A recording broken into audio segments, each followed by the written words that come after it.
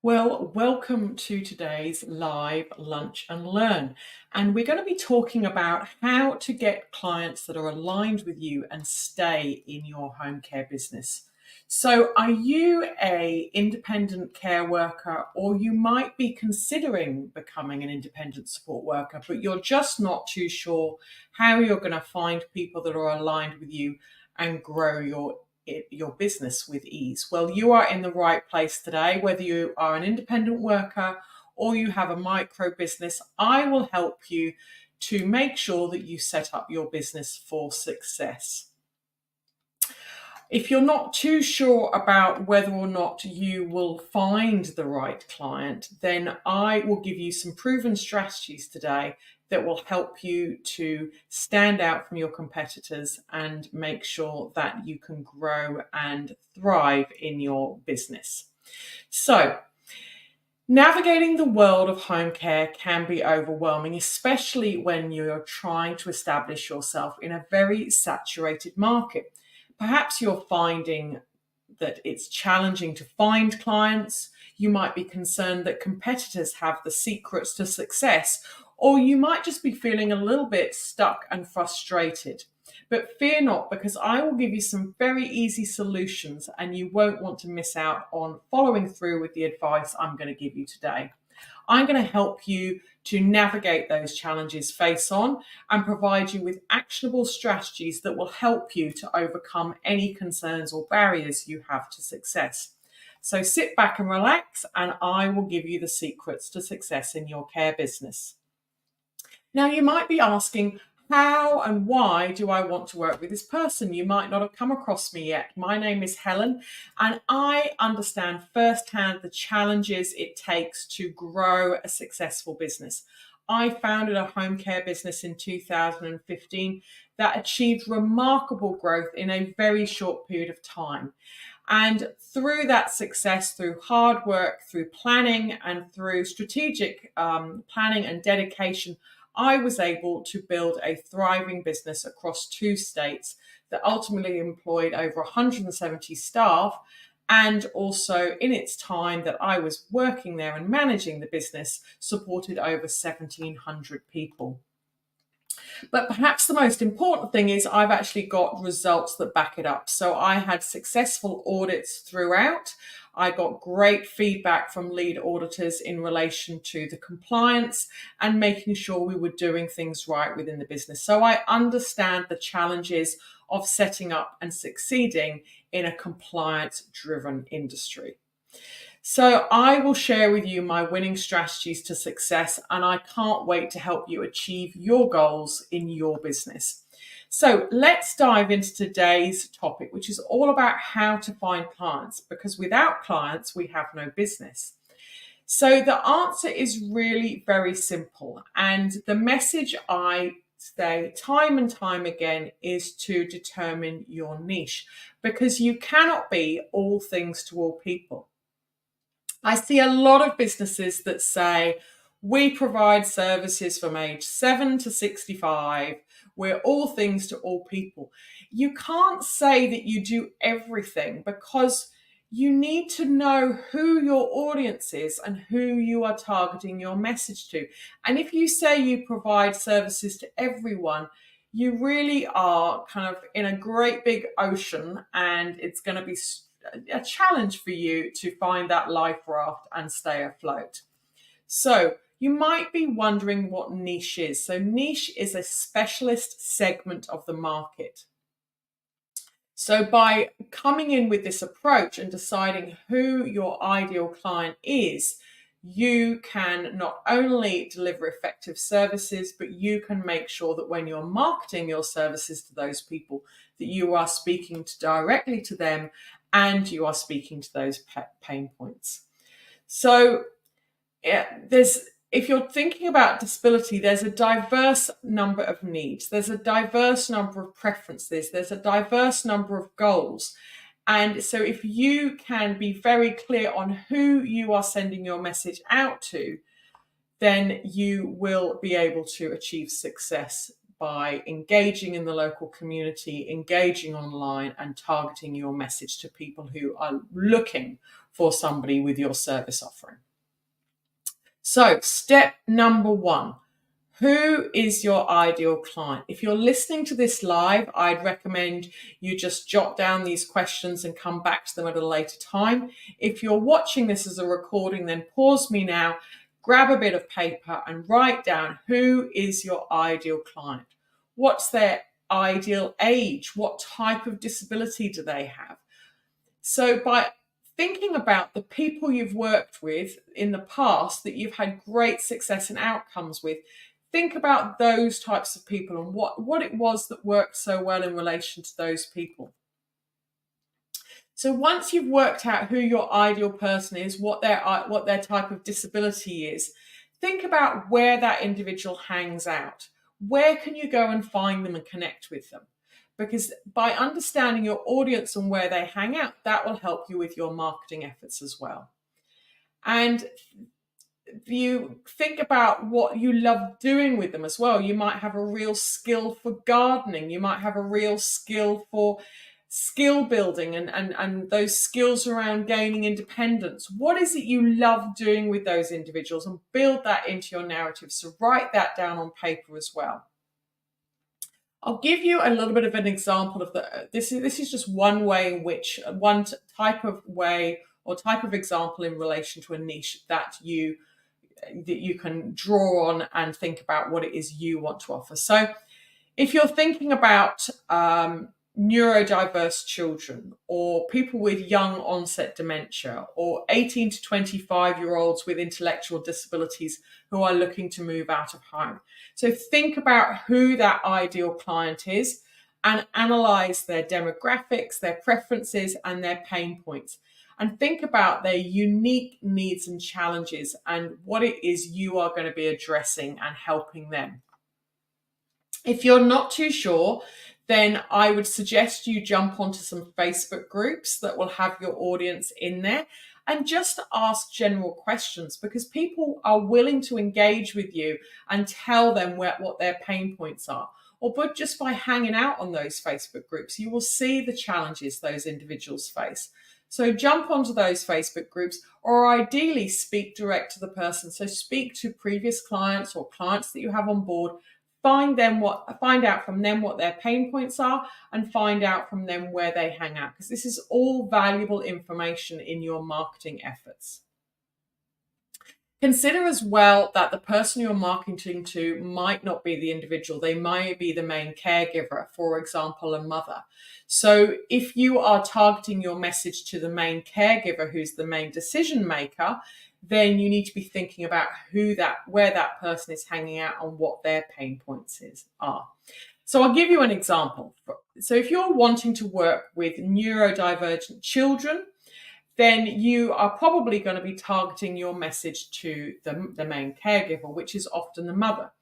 So let's talk about this type of niche, and you want to be talking about the pain points that the mum is experiencing in relation to your messaging. So you might be thinking about words like, are you tired of searching for a supportive community for your child? Are you looking for ways in which your child can thrive and reach their full potential, free from misjudgment and understanding? Do you see how you're talking to the pain points of the mum? Because the mum may be having challenges around the fact that their child is not understood, is not accepted. So you're using words that will resonate with the mum. So understanding the challenges, we understand the challenges you face. We provide support in a way that are inclusive, and something like too often traditional settings don't meet the needs of your child. So talking about the pain points and the experiences they may have experienced from other offerings, from other organizations. And you might want to think about how you bundle that up in a nice sentence that will catch their attention. So something like, experience the joys of inclusive activities. Our sensory-free events promote a welcoming space that you can enjoy with fun and engaging activities. Do you see how that meets the needs of the audience, of the pain points of the individual who may be seeking your services? So you might be talking about wordings around things like, we recognize and embrace neurodiversity. Our programs are carefully crafted to provide a supportive sensory environment. So all of the words that the individuals might recognize and refer to, and it feels like you're talking directly to them. So things like no more feeling like your child doesn't fit in. This is just one example, but once you've worked out who your audience is and what their pain points are, it's much easier to speak direct to the individual and speak in relation to their pain points. So you need to tell them why they need to come to you. So what is what makes you unique? So think about any skills you might have, any experience you might have, anything that makes the individual believe and trust that they are in safe hands with either you or your micro business. So by writing down your client persona, thinking about the language and the imagery that speaks directly to them, you can start putting those messages out now on social media, in your marketing material, any leaflets or business cards you might be putting out there. And really, it's just about testing and refining your message as you go through. Because my top tip number 2 is to understand your unique selling proposition. So a unique selling proposition is a distinctive feature or benefit that sets you apart. And essentially, it means that you have an offering that is targeted at your audience. So it should be clear and compelling. And in a crowded market, you differentiating yourself from all your competitors will really help you to stand out from the crowd. So if we go back to that previous example of providing support in the autism arena, you might want to break this down into the offering being a supportive community that you offer that's tailored to children with autism. We understand the needs of individuals with autism and their families. Unlike traditional settings who don't accommodate for those needs, we understand we have a nurturing environment where children can thrive and achieve their full potential. So we embrace neurodiversity. So putting in words that really talk about your skills and your ability to meet the needs of your audience. And you need to paint a picture of what life will look like with your services in place. So if you're already working with people, then I'd encourage you to ask for reviews, ask for feedback, and put that feedback and those reviews into any of your promotional information. So you may also want to paint a picture of what success looks like for participants that you've supported in the past. So talk about how goals have been achieved, outcomes have been achieved. And so you can help people who are considering buying and purchasing services from you see what life would look like with you in there as their guide and as their support. And step 3, you need to build a business based on your values. So by setting boundaries and clearly identifying who your ideal client is, you're setting your business up for success. So building strong relationships where you are very clear on roles and responsibilities, and you build those relationships that are aligned with you. Because if you prioritize your self-care, you prioritize setting your business up for success with agreements in place, and you're clear around how you're going to be working with individuals and outcomes they will receive by working with you, you are going to be ahead and successful, and you're not going to be burning yourself out. So I definitely recommend, if you're not doing so, that you have a service agreement in place. And you need to, within that service agreement, be very clear on how you are going to be working with that individual. What is the scope of work? What tasks is the individual going to be doing with you? What's the timeline? So when a service is going to be beginning with you, how long they're going to be going on for, how you are going to communicate effectively with that individual, how quick you will be to respond. So when you're clear about your hours of work, your availability, and how you'll be communicating, you will avoid those pitfalls of burnout that often people experience in the sector. Talking about those payment terms as well, what are the costs of service, what is the overall cost of working with you, and the time frame in which you would expect payment to be received. And talking about those roles and responsibilities and boundaries. So, what type of behavior the participant can expect from you, and what type of behavior you expect from the participant, because you may need to refer back to that service agreement at a later date if there's challenges around that service provision. So, you need to be sure that you are working in a way with that service agreement, and you have it signed by the individual that you are working with, so everyone is clear on expectations.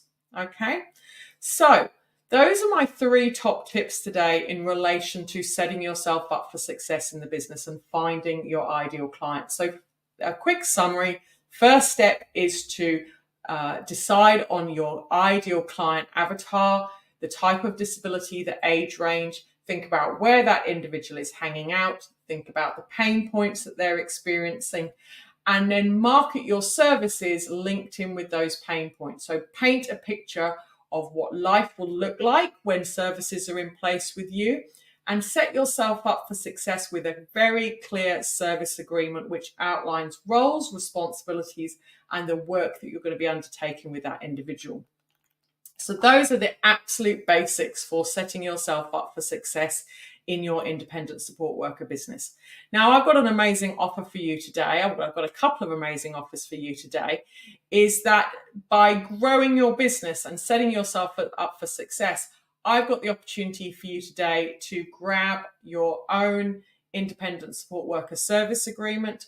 I've also got bundled in with that an overview policy for you, which covers the key elements that are required as a minimum in relation to you setting yourself up for success in your independent support worker business. So it will cover things like privacy, confidentiality, how you'll manage risks, all the key things you need to be considering in your business. And the third part of that bundle is an emergency response plan. So you are covered and your participant is covered in relation to risk, in relation to an emergency response. So the great opportunity today for you to grab that bundle to set yourself up for success at just $49 plus GST. So I will put a link down below for that. And another great opportunity is if you are feeling like you want to grow your business, but you're struggling, you might be concerned about compliance in your business, or you might be kind of feeling a bit overwhelmed and stressed in relation to what success might look like. You might feel like you don't have the skill and expertise to set yourself up in a successful business. I am here with my independent support worker community, where I jump online and support you on a regular basis to encourage you and help you and ensure you have all the tools and skill sets to succeed in your business. And I am here with that experience in the industry to help you succeed and grow. So if you'd like to join my independent support worker community, I will again put a link in below. That's just $90 plus GST a month, and you will get a bundle of resources, and you will get me as your guide and mentor to ensure and support you in your business success journey. So I hope you found a lot of value today. I'm here online every week. It's Wednesday this week because of Anzac Day tomorrow, but usually I'm here live on a Thursday, and I look forward to connecting with you next time we meet. Have a great day.